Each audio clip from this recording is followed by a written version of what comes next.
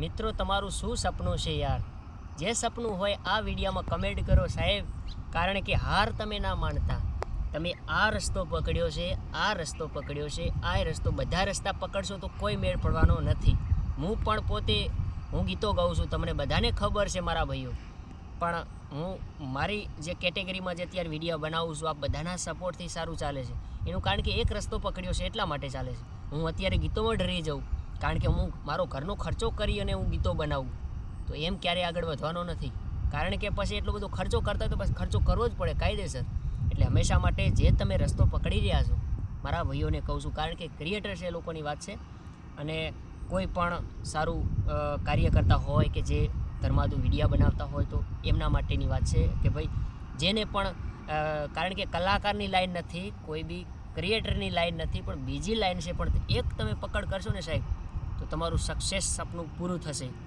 બાકી તમે યાર વિચારશો કે આજ તમે બીજું સપનું જોતા હોય કે મારે તો આ કરવું છે, પછી વારે જોતા હોય કે મારે તો અમટ રહી જવું છે, એમ તો મારા ભાઈ સપોર્ટ ક્યારેય હરખો મળવાનો જ નથી. એટલે મિત્રો મને જે વાગ્યું છે ને એટલે હું તમને આ કહેવા માગું છું કે મિત્રો એક લાકડું લઈ અને તમે બજારમાં જાઓ વેચવા, એના પૈસા નહીં આવે, કારણ કે તમે ટેમ્પો ભરી અને એ જાશો વેચવા તો એના પૈસા આવશે.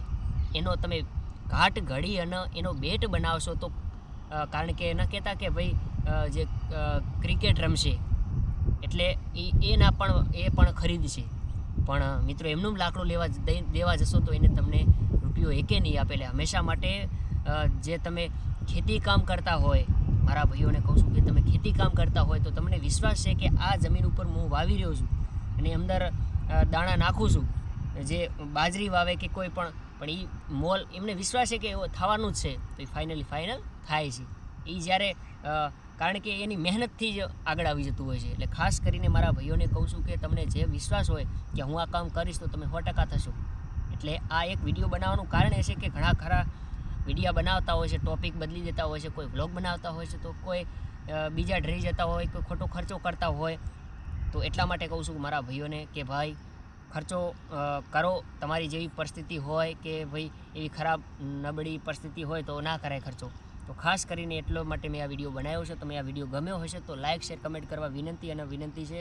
એટલે હંમેશા માટે તમે આંબો આપણે વાવીએ તો તરત તો કંઈ કેરી મળતી નથી ને, એટલે પહેલી તો તમે એને વાવો પછી એનું ફળ મળે, કારણ કે 3-4 વર્ષ લાગી જાય ત્યારે એને, કારણ કે કેરી આવે આંબા ઉપર, બાકી ત્યાર તો એમને તો આવી ના જાય ને. એટલે હંમેશા માટે મારા ભાઈઓને કહું છું કે પહેલાં મહેનત એટલી કરો કે સાલું એક જ જગ્યા પર મહેનત કરો. હા, હું પણ અત્યારે વ્લોગમાં મહેનત કરું છું, કારણ કે હું જે કેટેગરીમાં વિડીયો બનાવું છું હાલ પણ મિત્રો ઓછા ચાલે છે. પહેલાં તો જબ્બર ચાલતા હતા, તમને બધાને ખબર છે, એકદમ ડાઉનમાં છું અત્યારે હાલ, પણ હિંમત નથી હાર્યો સાહેબ.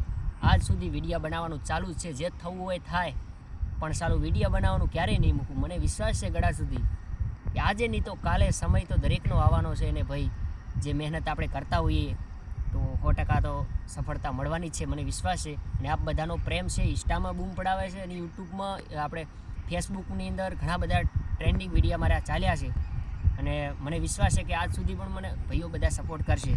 એટલે હંમેશા માટે મારા ભાઈઓને કહું છું કે હિંમત ના હારતા યાર.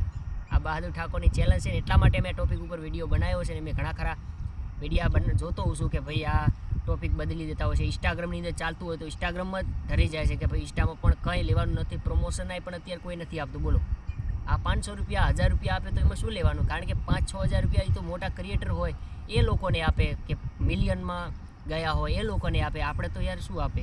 એટલે હંમેશા માટે મારા ભાઈઓને કહું છું કે મહેનત કરો, યુટ્યુબમાં કરો, ફેસબુકમાં કરો, તો તમારી સક્સેસ મહેનત થશે અને થશે. જય માતાજી, જય મા.